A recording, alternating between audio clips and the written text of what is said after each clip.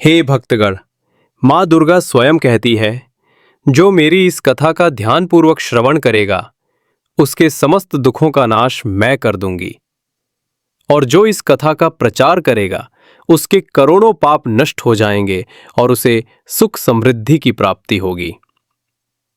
दोस्तों, वैदिक पंचांग के अनुसार इस बार शारदीय नवरात्रि 22 सितंबर से प्रारंभ हो रही है।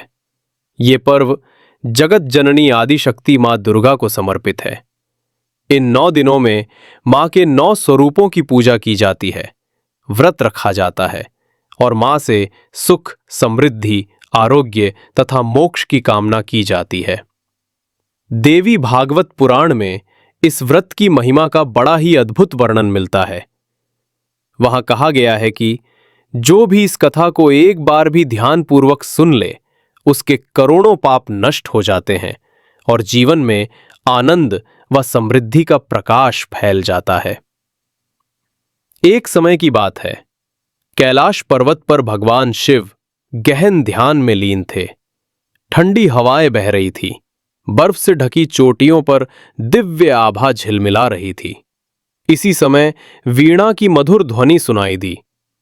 देवर्षि नारद अपने हाथ में वीणा लेकर वहां पहुंचे। भगवान शिव ने आंखें खोली, प्रसन्न होकर बोले, आइए देवर्षि, बताइए आज किस उद्देश्य से कैलाश पर आपका आगमन हुआ है।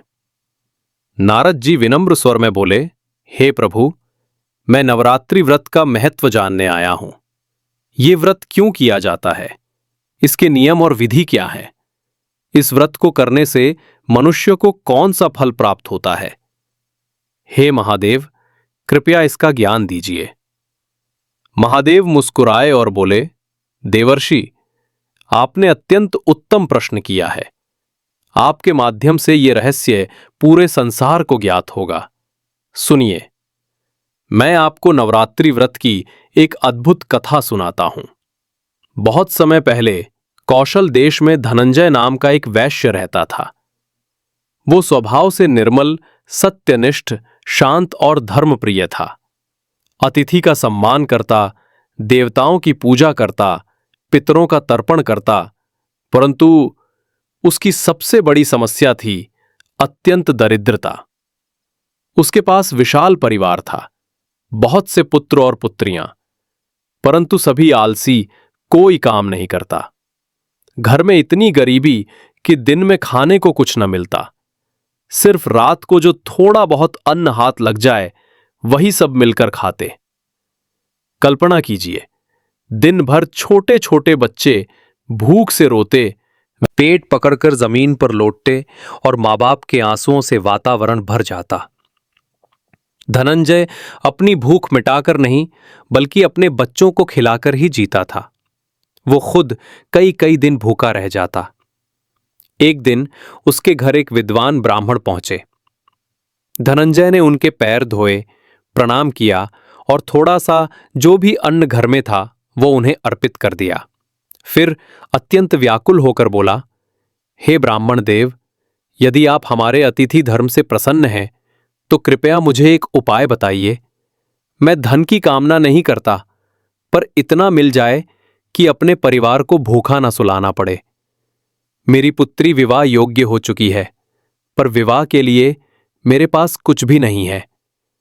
कृपा करके मुझे कोई ऐसा व्रत, तप या मंत्र बताइए जिससे ये दरिद्रता समाप्त हो। ब्राह्मण ने स्नेहपूर्वक कहा, हे वैश्य धनंजय, तुम्हारी व्यथा मैं समझ गया हूं। सुनो, इस पृथ्वी पर नवरात्रि व्रत से बड़ा कोई व्रत नहीं है। तुम ये व्रत श्रद्धापूर्वक करो। 9 दिनों तक मां दुर्गा की पूजा, हवन और मंत्र जप करो।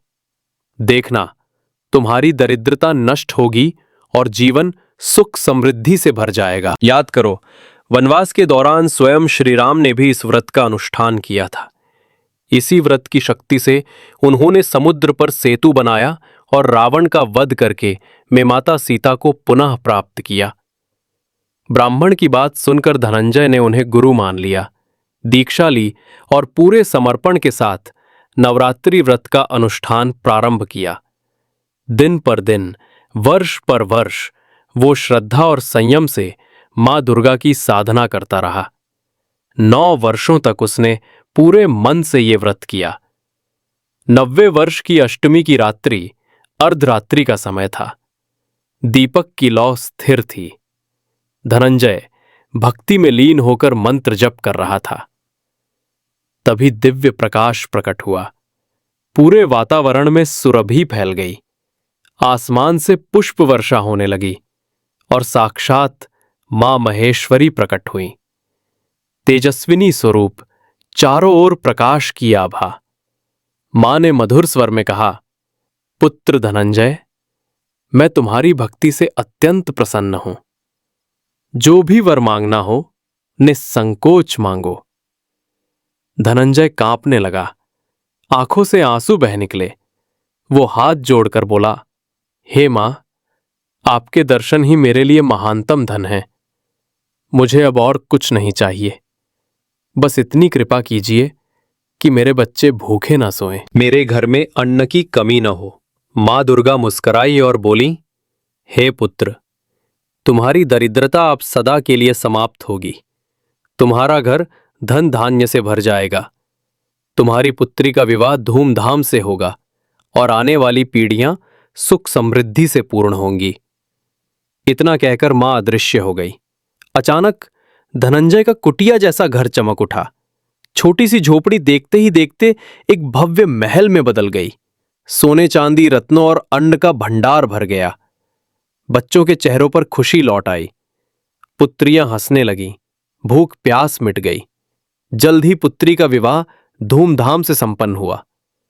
धनंजय जीवन भर मां दुर्गा का आभार व्यक्त करता रहा। वो और उसका पूरा परिवार मां की भक्ति और सेवा में समर्पित हो गए।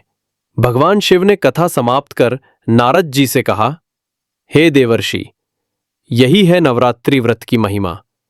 जो इस कथा को सुनता है उसके पाप नष्ट होते हैं और जीवन सुख समृद्धि से भर जाता है। जो 9 दिन उपवास न कर सके वो केवल सप्तमी, अष्टमी और नवमी का व्रत करे तो भी संपूर्ण फल प्राप्त होगा। ये व्रत केवल धन संपत्ति ही नहीं बल्कि आयु, आरोग्य, ज्ञान और अंत में मोक्ष तक प्रदान करता है। व्रत के नियम और संकेत।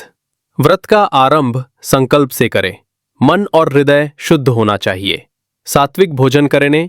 मांस, मदिरा, प्याज, लहसुन का त्याग करें। प्रतिदिन मां के 9 स्वरूपों की पूजा करें। क्रोध, लोभ और मोह से दूर रहें। कन्या पूजन और ब्राह्मण भोजन अवश्य करें। मां की कृपा के संकेत भी मिलते हैं। यदि पूजा करते समय आपकी आंखों से आंसू झरने लगें, यदि मां की मूर्ति मुस्कुराती प्रतीत हो, यदि चरणों पर माथा टेकते ही फूल गिर पड़े या सपनों में मां के पदचिन्ह दिखाई दें, तो समझ लीजिए मां स्वयं आप पर प्रसन्न है। तो दोस्तों, यही है नवरात्रि व्रत की अद्भुत कथा। इसे सुनने, सुनाने और प्रचार करने से जीवन में सुख, शांति और समृद्धि का आगमन होता है। कमेंट और शेयर करने वाले की सभी मनोकामना मां दुर्गा पूर्ण करे। बोलिए जय मां दुर्गा। आपको यह कहानी कैसी लगी? कमेंट करके जरूर बताइए। अगर वीडियो पसंद आया हो तो लाइक करें, अपने दोस्तों और परिवार के साथ शेयर करें और हमारे चैनल को सब्सक्राइब करना ना भूलें ताकि अगली कहानी आपसे छूट ना जाए। हम फिर मिलेंगे एक नई कहानी के साथ। तब तक के लिए नमस्कार, जय हिंद और खुश रहिए।